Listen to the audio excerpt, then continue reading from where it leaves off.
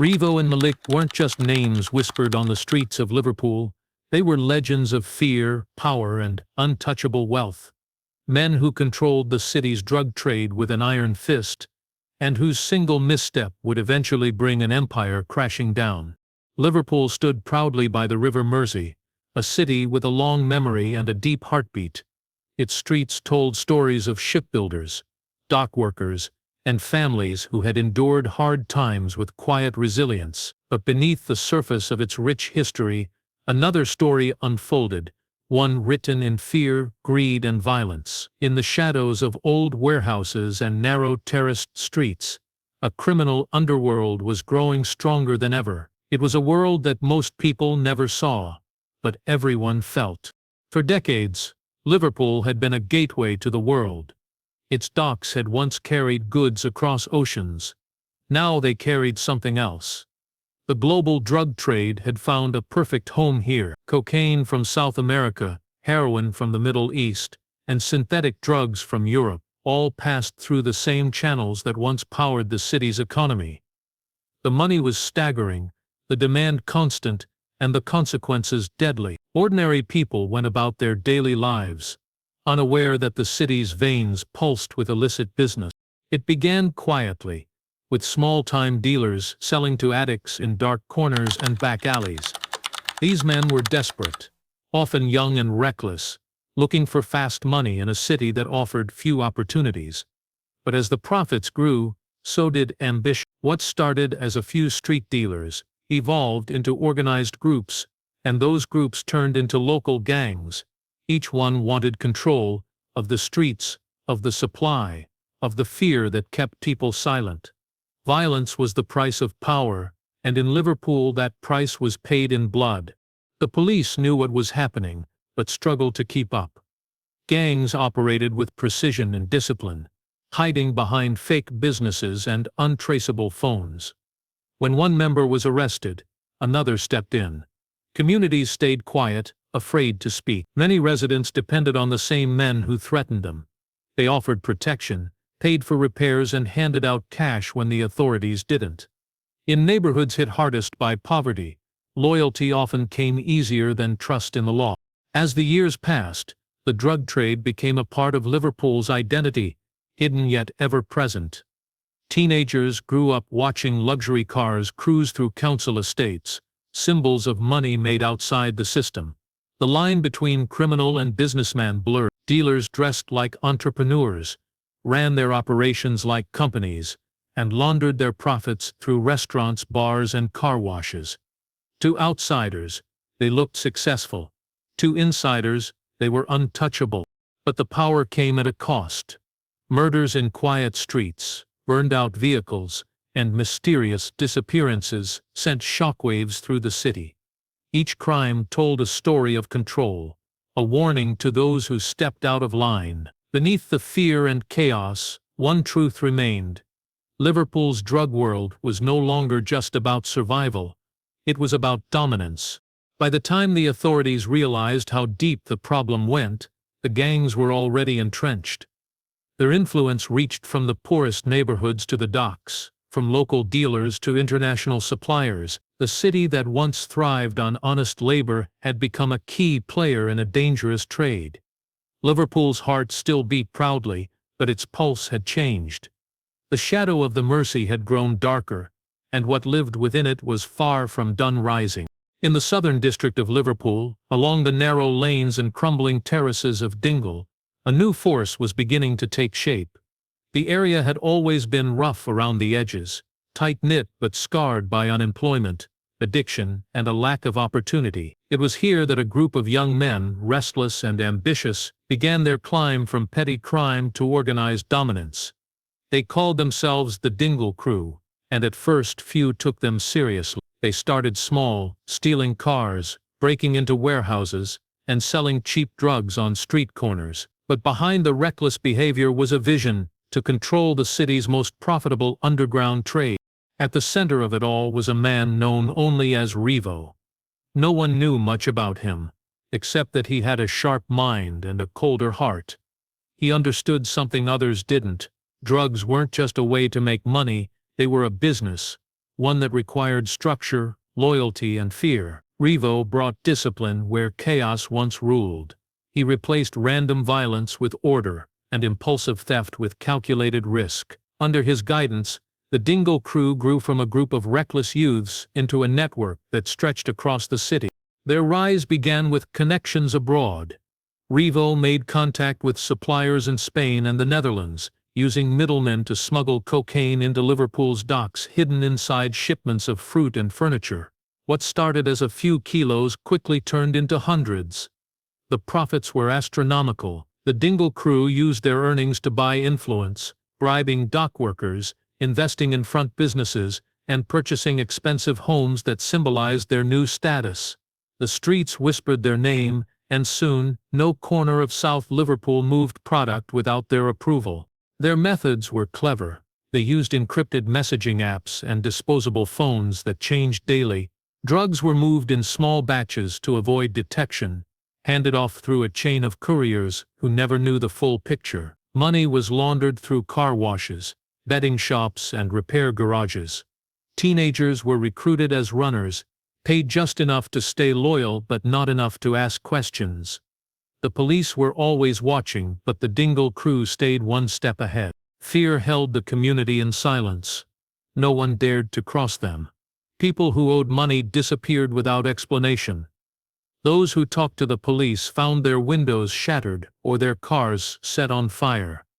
Yet in an unsettling twist, some locals admired them. They gave out food hampers at Christmas, helped struggling families, and even paid for funerals.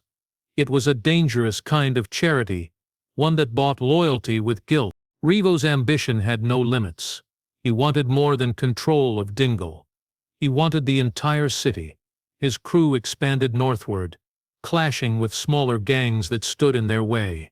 Shootings, stabbings, and ambushes became frequent, yet the Dingle Crew always seemed untouchable. Money, fear, and silence were their weapons, and they used them with precision. By the time authorities realized the scale of their operation, the Dingle Crew had already become a criminal empire. They weren't just part of Liverpool's drug problem, they were the driving force behind it. In a city where poverty and opportunity collided, they had turned crime into business and fear into profit. The Dingle Crew had risen from the back streets of Dingle to the top of Liverpool's Underworld, and their reign was only just beginning. While the Dingle Crew ruled the southern parts of Liverpool, a new and even more calculating force was emerging in the north. From the neighborhoods of Norris Green, Croxteth, and Walton, a rival organization began to challenge their growing dominance. They called themselves the Norris Green Syndicate, and unlike the loud, street-driven chaos of their southern counterparts, this group operated with precision and strategy. They dressed like professionals, invested in legitimate businesses, and moved their drugs through cleaner channels. To the public, they looked respectable. To the police, they were ghosts. The syndicate was built by men who understood the value of silence. They avoided flashy cars and public displays of wealth. Their leaders lived quietly, blending into the background, letting others draw attention while they built an empire from the shadows. Their operations were more advanced than anything the city had seen before. They smuggled cocaine and heroin through freight shipments arriving from mainland Europe, often hidden inside imported furniture or construction supplies. Their contacts reached far beyond Liverpool, stretching into Spain, Albania, and even South America. Unlike the Dingle Crew, who ruled through fear and intimidation, the Norris Green Syndicate believed in control through manipulation and money. They didn't need to threaten dock workers or warehouse managers. They bought their loyalty outright. Every person involved, from customs officers to truck drivers, was paid just enough to keep quiet. The syndicate built a network that operated like a corporation, complete with accountants, transport managers, and enforcers who kept everything running smoothly. Their profits flowed into car dealerships, real estate projects, and high-end clubs scattered across the city. For a while both gangs coexisted. The Dingle Crew controlled the south, the syndicate the north. But greed has no borders, and soon their worlds collided. The first signs of conflict appeared quietly: a courier robbed, a stash house raided, a shipment gone missing. Each side blamed the other. What began as suspicion quickly turned into violence. Drive-by shootings rattled the nights of Norris Green. Cars were torched in Toxteth. Houses were sprayed with bullets as families hid behind locked doors. The city was divided into zones of influence, and every street became a potential war front. The police called it a turf war, but those close to the underworld knew it was more than that. It was a battle for control of Liverpool's future. Whoever won would control the entire flow of drugs through the city, a business worth tens of millions of pounds every year. As the conflict escalated, innocent lives were caught in the crossfire. Children found spent bullet casings outside their homes. Shop owners paid protection money just to keep their businesses safe. Despite the bloodshed, the authorities struggled to make arrests. Witnesses refused to come forward, terrified of the consequences.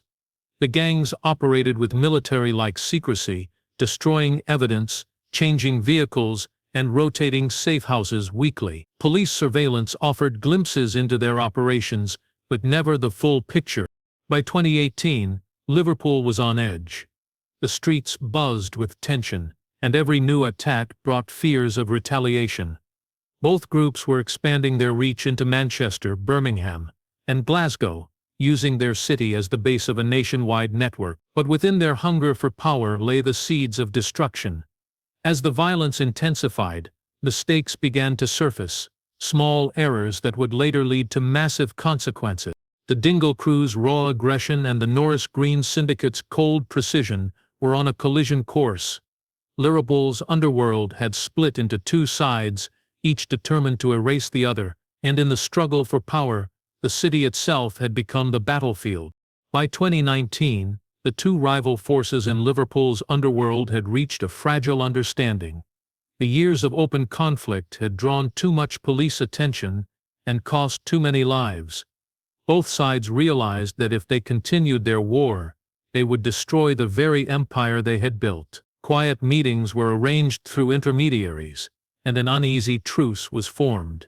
The Dingle Crew and the Norris Green Syndicate decided to cooperate, dividing the city's routes and profits instead of fighting over them. It was not a peace born of trust, but of greed and survival. Together, they built a hidden network that turned Liverpool into one of the most important drug hubs in the UK. The new alliance worked like a machine. Shipments of cocaine from South America arrived through Spain and the Netherlands, hidden in cargo containers bound for the port of Liverpool. Heroin came through Turkey and the Balkans, disguised in textile imports. Once in the city, the drugs were divided into smaller batches and sent across the country: Manchester, Leeds, Birmingham, and even Scotland. Liverpool became the beating heart of a multi-million-pound operation, quietly fueling the UK's growing drug demand. Behind the scenes, the gangs operated like businessmen.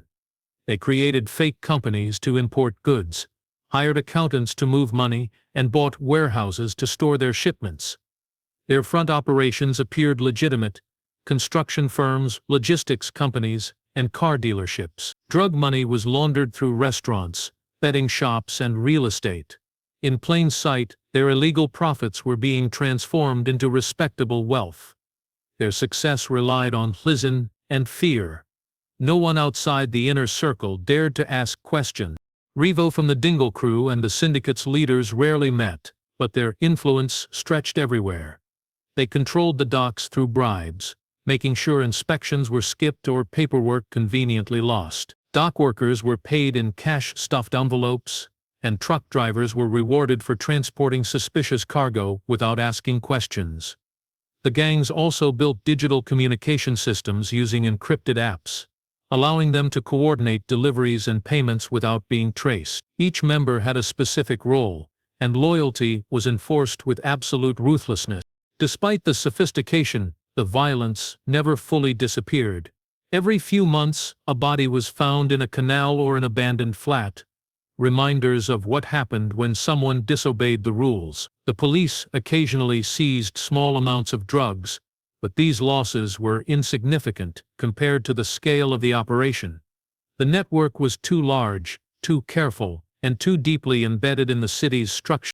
The money poured in faster than anyone could imagine. Expensive homes in Cheshire, designer clothes, and flashy cars became common among mid-level members. Yet the true leaders remained invisible, living modestly and blending in with ordinary society. From the outside, the city seemed calm again, its streets quieter and safer than before. But beneath that calm, a storm was growing. The empire's strength became its greatest weakness. The larger it grew, the more people became involved: drivers, accountants, importers, and street-level dealers. Each new link in the chain was a potential risk. For years the operation had run with near perfection, but it only took one careless mistake to bring everything crashing down. That mistake was coming, and when it arrived, it would expose the empire's deepest secrets and shatter the illusion of control the gangs had worked so hard to build. It happened on an ordinary weekday, the kind no one would remember if not for what it uncovered. A shipping container arrived at the port of Liverpool, marked as carrying construction materials. It was one of hundreds processed that day, passing through scanners and routine checks without issue. But a slight inconsistency in the paperwork caught a customs officer's attention: a missing signature, a delayed transfer notice, and a foreign supplier the system didn't fully recognize. The officer decided to inspect it. What seemed like a minor administrative check would become the single mistake that began to unravel a 26 million empire. When the container was opened, the workers found stacks of building materials, carefully arranged, but something about the weight didn't add up. Further inspection revealed a false wall inside, hiding dozens of tightly wrapped packages. Each one contained high-purity cocaine. By the time the inspection was complete, over 250 kilograms of drugs had been uncovered, with an estimated street value in the tens of millions. The seizure was one of the largest in the port's history. News of it spread quickly among customs staff, and within hours, the National Crime Agency was alerted. At first, investigators assumed it was an isolated case, a lucky find, part of some foreign smuggling network. But a closer look at the container's documentation raised suspicions. The listed consignee was a small, almost unknown company registered to a local garage in Dingle. The address didn't fit the scale of the shipment. When officers visited the site, they found a quiet workshop, no employees, and no record of any legitimate business activity. Something was off. Behind the scenes, panic spread through Liverpool's criminal world. The Dingle Crew had arranged the shipment in collaboration with the Norris Green Syndicate, using one of their most trusted import routes. It had been meant to pass through the port unnoticed, distributed to multiple safe houses across the city, and sold through their established network. The seizure meant more than a financial loss. It meant exposure. If the authorities traced it back to them, the entire organization could be compromised. Reevo's men scrambled to cover their tracks. Phones were destroyed, addresses abandoned, and records wiped clean. But the damage was already done. The paperwork connected the fake company to several other import firms that had moved goods through the port over the previous year. The same names, same accounts, and even the same shipping agent appeared repeatedly. It was a trail no one had ever noticed before, until that one faulty container brought it to light. Investigators began piecing together the puzzle. Surveillance footage from the docks showed known associates of the Dingle Crew present during the shipment's arrival. Financial audits linked payments to businesses connected with the Norris Green Syndicate. The deeper they looked, the clearer the picture became. What had seemed like a random bust was now the key to understanding the vast network operating under Liverpool's surface. For years the gangs had believed their system was foolproof. They trusted their contacts, their codes, their money laundering methods. But arrogance is the enemy of secrecy. One oversight, a missing signature, a delayed form, had cracked the wall of silence they had built. The empire wasn't falling yet, but the first stone had been dislodged. The men who thought they were invisible were now under the watchful eyes of investigators, who would not stop until every hidden layer of their operation was exposed. The discovery of the massive cocaine shipment forced the authorities to act fast. What had started as a single seizure quickly turned into one of the most complex investigations in Liverpool's history. The National Crime Agency, Merseyside Police, and the UK Border Force joined forces under a covert mission named Operation Iron Tide. Their goal was simple but dangerous: to trace the source of the drugs, expose the people behind the import business, and dismantle the city's hidden empire. They knew it wouldn't be easy. The gangs had built their network over years, using layers of deception to protect their operations. Every link in the chain had to be uncovered without alerting those at the top. The first step was tracking communication. Forensic teams examined dozens of seized mobile phones and laptops from previous raids that had seemed unrelated. When cross-referenced, a pattern began to appear: repeated contact between disposable numbers, coded messages that referred to shipments, and encrypted group chats on secure apps. The content was written in short, vague phrases, but with context, investigators started decoding them. Words like concrete, fruit, and plaster were code for different drug shipments. The puzzle was slowly coming together. Detectives began building digital profiles of the suspects. They identified phone towers that had repeatedly connected to the same areas routing shipment arrivals.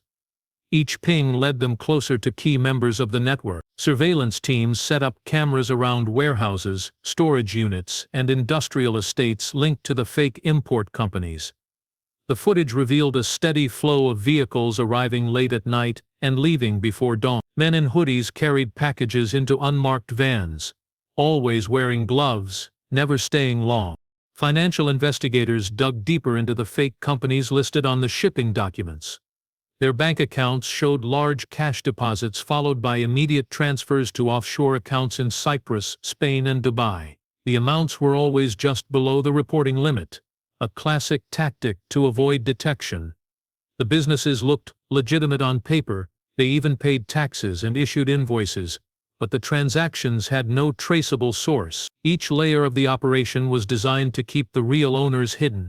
One of the biggest breakthroughs came when digital analysts managed to access an encrypted phone belonging to a courier, arrested in an unrelated traffic stop.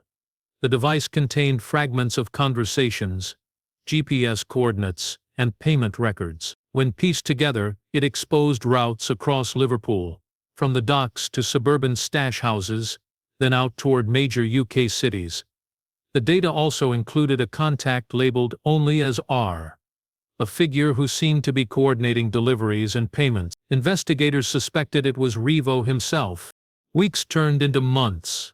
As Operation Iron Tide expanded, undercover officers infiltrated parts of the distribution network, posing as transport workers and low-level dealers. Hidden cameras captured drug packaging facilities operating behind legitimate businesses. Vans used for deliveries were fitted with GPS trackers, allowing police to monitor every movement without tipping anyone off. The investigation had reached a critical stage. The evidence was mounting, but it wasn't enough to take down the entire organization.